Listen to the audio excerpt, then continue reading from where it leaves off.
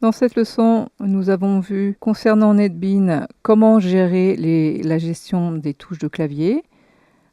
Pour cela, nous avons créé des événements sur les textes de saisie en cliquant droit sur le texte Field et en sélectionnant les items Event, Key et KeyRelease. Nous avons vu que la méthode getKeyCode nous permettait de récupérer le code de la touche appuyée. Et nous avons constaté ensuite que la touche Entrée correspondait à la valeur 10.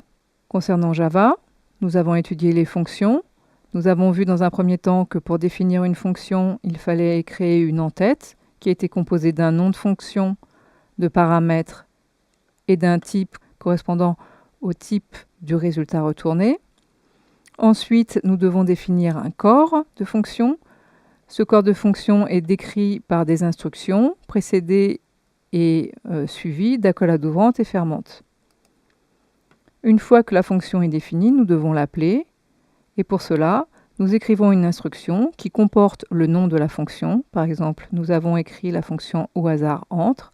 Donc nous appelons la fonction en écrivant au hasard entre, suivi des paramètres qui sont définis dans l'entête de la fonction. Ici, nous avons deux paramètres, min et max. Il faut savoir que les paramètres sont ordonnés, c'est-à-dire que le minimum doit correspondre à la valeur minimale que l'on souhaite obtenir et le second paramètre à la valeur maximale. Une fois que la fonction est exécutée, nous pouvons récupérer le résultat de cette fonction grâce à l'affectation. Ici, la valeur retournée va se stocker dans la variable résultat. Si une fonction retourne un résultat, alors elle est composée d'une instruction return au sein du corps de la fonction et le type du résultat doit correspondre au type du résultat retourné. Ici, int correspond au résultat int ici. Si la fonction ne possède pas de résultat, alors il n'y a pas de return dans le corps de la fonction et le type de la fonction est void.